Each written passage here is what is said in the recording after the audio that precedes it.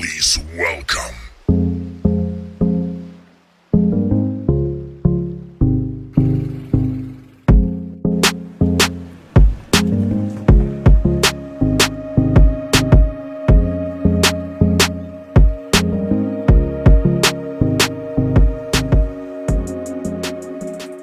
just how rich is Mindanao. Very, very, very rich. Fertile soil, vast clean seas, coves like these. Mindanao has all the potentials of becoming the major supplier of food in the Philippines and in Southeast Asia. In fact, one Israeli agriculture expert once said, "Give me Mindanao, I will feed half of the world." Maybe it's an exaggeration. But today, we are going to show you the bounty of Mindanao, the richness of these islands, which have been for so long glossed over by stories of violence and conflict. This week, in My Mindanao, we will show you a growing industry, fish farming. It's a billion-peso industry which produces tasty milkfish, danggit, kitong. These are the three major fish species being produced in these fish cages. This week, as we present to you My Mindanao, the beauty and bounty, I bring you to Malalag Bay, one of the major fish cage farming areas in Mindanao. And we will tell you how profitable it is to raise bangus in fish cages like this. Where could you borrow money for your financing, and who will buy your produce? This all in this week's My Mindanao, the beauty and bounty.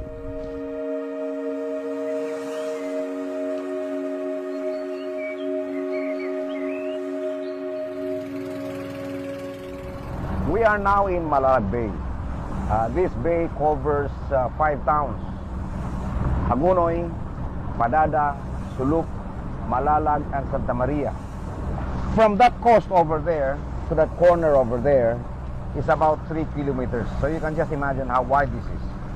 And this is where the concentration of fish cages is. This is a bay which is calm because it looks like a cove actually.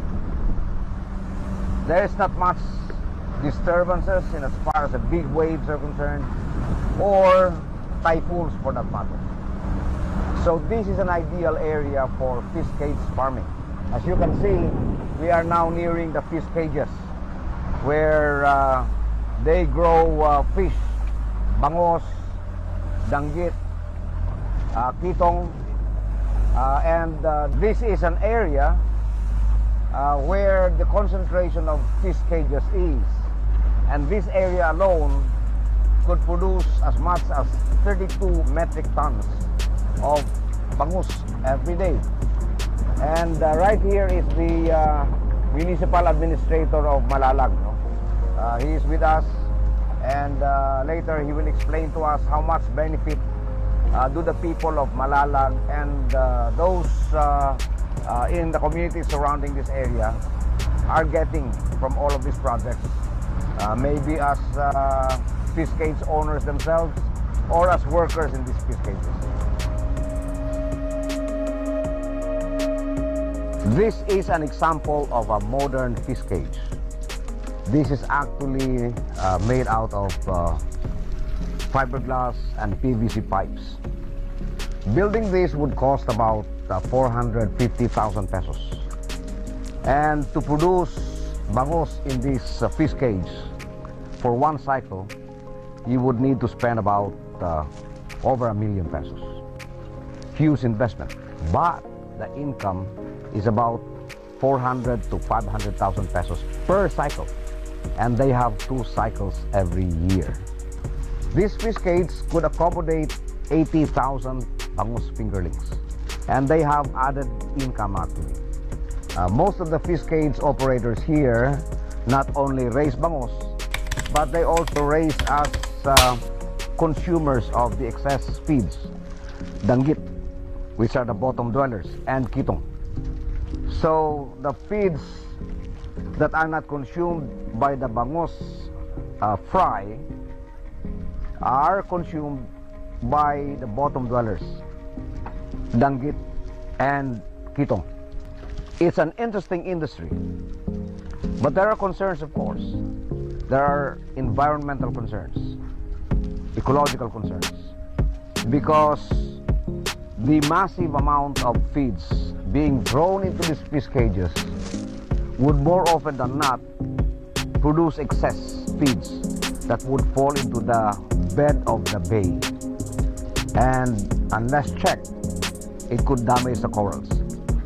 So this is an area where the Bureau of Fisheries and Aquatic Resources is focusing on right now, conducting researches on how to make fish cage farming sustainable, how to make it grow as an industry without necessarily compromising the environmental soundness of the coves and the bays where we will have this.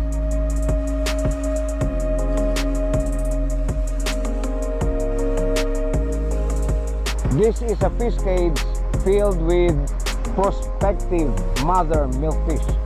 They are called sabalo. They are grown to a size where they could lay eggs and reproduce. This is actually what is lacking in the Philippine bangus industry. Enough mother milkfish to produce the fry and the fingerlings. So it's a good thing that these fish cages owned by the family of Congressman Ismael Mangudadato has actually ventured into the production of mother milkfish. This will support the industry, and this is something that should be supported by government, and this is something that other fish cage operators should also start looking into as an additional contribution to the growth of the fish cage industry of Mindanao. All in all, there are more than 1,000 of cages being set in Malalag Bay. 20% of it are made of pipes, Norwegian as they call it, and the 80% are made of bamboo. Of these more than 1,000 cages, there are more than 100 operators who own these cages, and of that more than 100 owners or operators of fish cages in Malalag Bay, 30 of them are from Malalag, and the rest are coming from different municipalities and cities and provinces.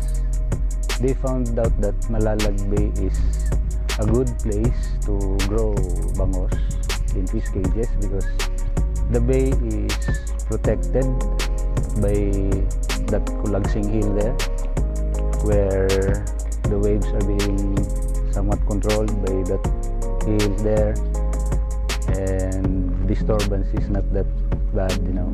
So fish cage operation in Malalag really proliferates. Malalag Bay, as you can see, is a fish cage farming industry. It houses several thousands of cages. This industry generates an employment of more than 1,000 persons and also generated a family income. Investing in Malalag Bay is a favorable adventure or venture. So I hope you will consider Malalag Bay as an investment area.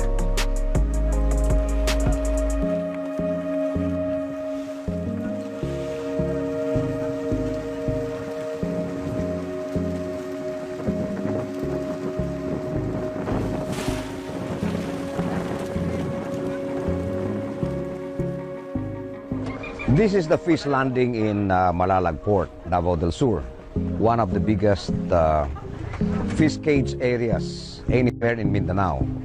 Every day, this fish landing would deliver to different parts of Mindanao and even Bacolod about 6 to 18 tons of milkfish freshly harvested.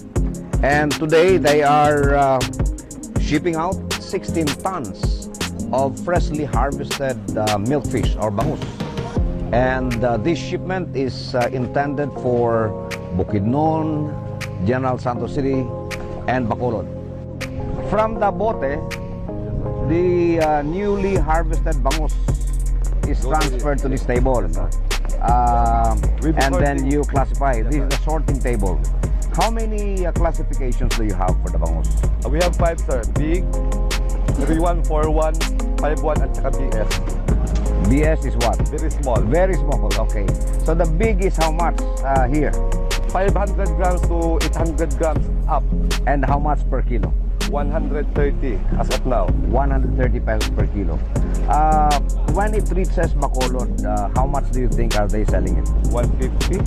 150. Minimum 150. Okay, so from here, they sort it out and then they place the bangus in the styro boxes. They call it styro boxes, tama no? Yes, sir. Styro boxes, and then fill it with ice and then load this into these big trucks, which would travel for about a day or 2 days,